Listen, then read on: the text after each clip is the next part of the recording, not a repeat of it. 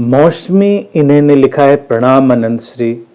कभी कभी आपके वीडियो देखकर और जब आप मेरे सवालों का उत्तर देते हैं, पता नहीं क्यों आंसू आने लगते हैं। आपसे बहुत जुड़ाव महसूस होता है।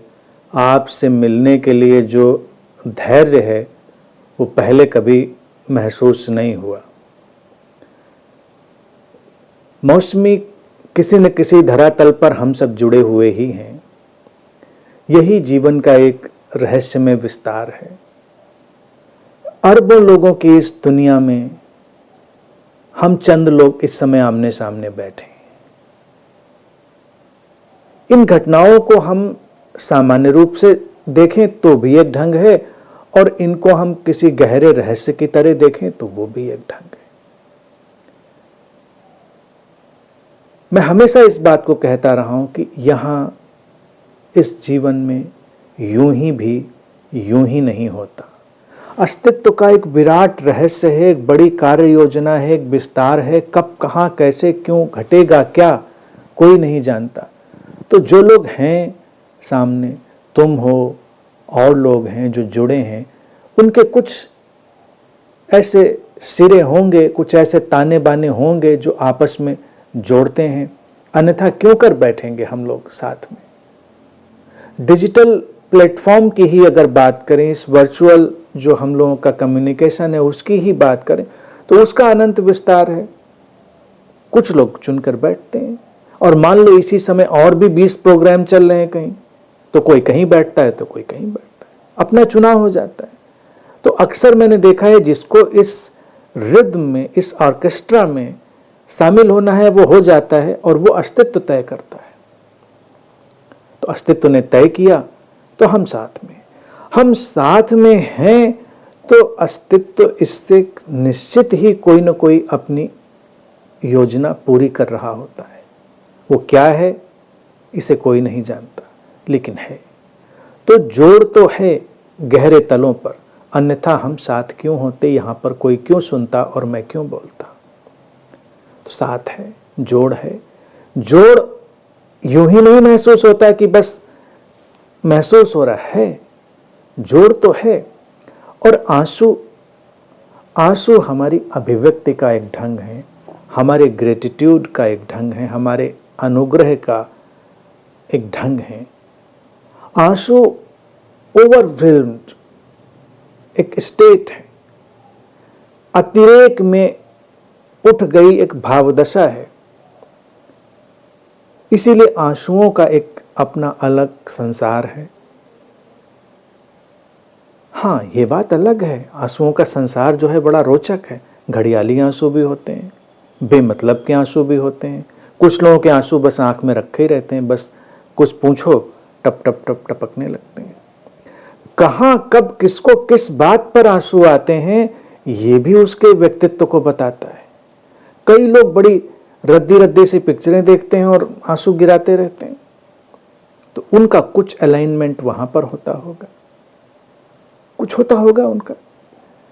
कोई किसी श्रेष्ठ साहित्य को पढ़ते हुए अपनी आंखें नम कर लेता है, कोई बुद्धों के वचन पढ़कर सुनकर अपने आंसू रोक नहीं पाता।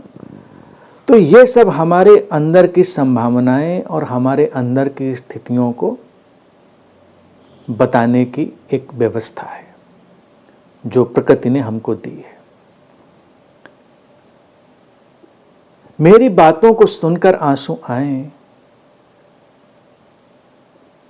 तो निश्चित ही इसमें अस्तित्व की साजिशी होगी, एग्जिस्टेंशियल कॉन्स्पिरेसी होगी। क्योंकि ऐसी तो कोई बात ही नहीं कह रहा, मैं कोई इमोशनल बात तो कर नहीं रहा, फिर भी क्यों कुछ अंदर स्पर्श होता होगा। कोई रूपांतरण की, कोई भूली बिसरी जो स्मृति पड़ी हुई है हमारे अंतरतम में, वो हिलती होगी तो आते हैं। ऐसे आंसू हमेशा बहुत ही मूल्यवान होते हैं, पवित्र होते हैं। उनको एक धरोहर की तरह समझो, आने दो, रोकने की कोशिश नहीं, कोई ज़रूरत नहीं। और तुमने लिखा है आपसे मिलने का जो धैर्य है वो पहले कभी महसूस नहीं हुआ। धैर्य है तो अच्छी बात है। अगर तुमने अधैर्य लिखा होता तो अलग बात होती। अब पता नहीं तुम अधैर्य लिखना चाहती थी कि धैर्य लिखना चाहती थी। धैर्य शब्द तुम्हारे इस प्रश्न में फिट नहीं होता हालांकि, लेकिन मुझे अच्छा लग रहा है पढ़ कर के हाँ पेशेंस है, मिलना होता है लेकिन मिलने की कोई उत्तेजना नहीं, क्योंकि जब मिलने में बहुत उत्तेजना हो तो उत्तेजना उतनी ही जल्दी बिखरती भी है। मैं पिछले तकरीबन 2.5 दशक से लोगों से तो बहुत शिद्दत से मिलता हूँ, वैसे तो 3 दशक भी मान सकते हैं। 3 दशक में पहला तो थोड़ा फेट सा, फिर वो चीज़ है। तो मैंने एक अनुभव किया कि जब कोई लगाव, कोई मिलने का उत्तेजना का जो भाव है वो बुखार की तरह चढ़ता है, तो उसी बुखार की तरह उतरता भी, क्योंकि बुखार में कोई नहीं रह सकता। इसीलिए धैर्य बहुत जरूरी है मौसमी। जिन व्यवस्थाओं में, संबंधों में, जीवन की जिन गतियों में धैर्य होता है वो जीवन में उनकी जड़ें गहरे चली जाती हैं। नहीं तो तमाम लोग मेरे पास आते, अभी भी आते हैं, पहले भी आते रहे, एकदम से 105, 6, 7 डिग्री बुखार उनको चढ़ जाता है मोहब्बत का। अब फिर 105, 6, 7 में तो कोई टिक नहीं सकता, उतरेगा, फिर जल्दी ही उतर जाता है। लेकिन जिसका 98.34 पे टिका रहता है वो चलता है जीवन पर्यंत। और जो वो बॉडी का बिल्कुल एग्जैक्ट टेम्परेचर है, बस उसमें जिसका मोहब्बत टिकी होती है वो गहरी चली जाती है, बड़ी धैर्य वाली होती है। मन तो करता है ये भी कोई जिंदगी हुई, ये भी कोई जीना है। बस 98.3 डिग्री या 4 डिग्री, जो भी, मतलब 3-4 ही होता है, ऑलमोस्ट 98.3।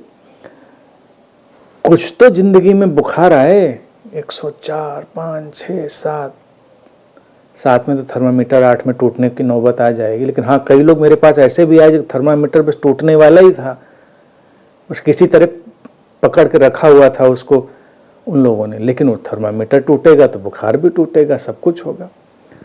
तो जीवन में कभी भी कोई भी लगाव ऐसा नहीं पैदा करना है जिसमें थर्मामीटर टूट जाए, तो फिर वो लगाव भी टूट जाएगा। यस मौसमी, धैर्य है, बहुत सुंदर है। तो जैसे आमने सामने जैसे ऑनलाइन मिले हैं वैसे आमने सामने भी मिलेंगे, तुमने लिखा है, बिल्कुल उचित बात है।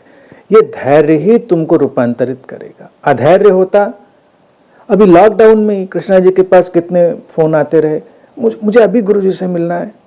उन्होंने कहा अरे भाई लॉकडाउन है, आना जाना, फ्लाइट नहीं चल रही कि नहीं, आप उसकी चिंता नहीं करें, हम आएंगे। आप पता नहीं कौन सा चार्टर्ड प्लेन लेके आते, या भाई बाई रोड भी आ सकते थे, पैदल भी आ सकते थे, साइकिल से भी, किसी से भी।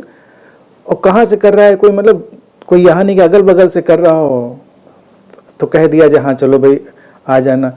लॉकडाउन लगा है, ट्रेनें चल नहीं रही, फ्लाइट चल नहीं रही, नहीं मुझे अभी मिलना है, बस कल मिलना है मुझको। तो कहाँ से आओगे, उड़ के आओगे? कृष्ण ने कहा नहीं, वो तो यूं भी नहीं मिलते हैं, और अब लॉकडाउन चल रहा है तो भाई क्या मिलना है, बस। और फिर वो बुखार उतर जाता है, फिर दोबारा तिबारा मिलने की इच्छा नहीं होती, क्योंकि बस बैठे थे शाम को, एकदम से बस पारा थोड़ा सा चढ़ा, अभी बात करनी है, पारा उतर गया। तो धैर्य अगर आया है तो धैर्य में फूल खिलते हैं। अधैर्य तो एक सतही उथली चीज होती है। अधैर्य वाले लोग कभी भी टिकते नहीं हैं, उनका कोई जीवन में बहुत स्थायी गति नहीं होती। जीवन के रूपांतरण की सारी गतियां धैर्य की होती हैं, और अगर ये धैर्य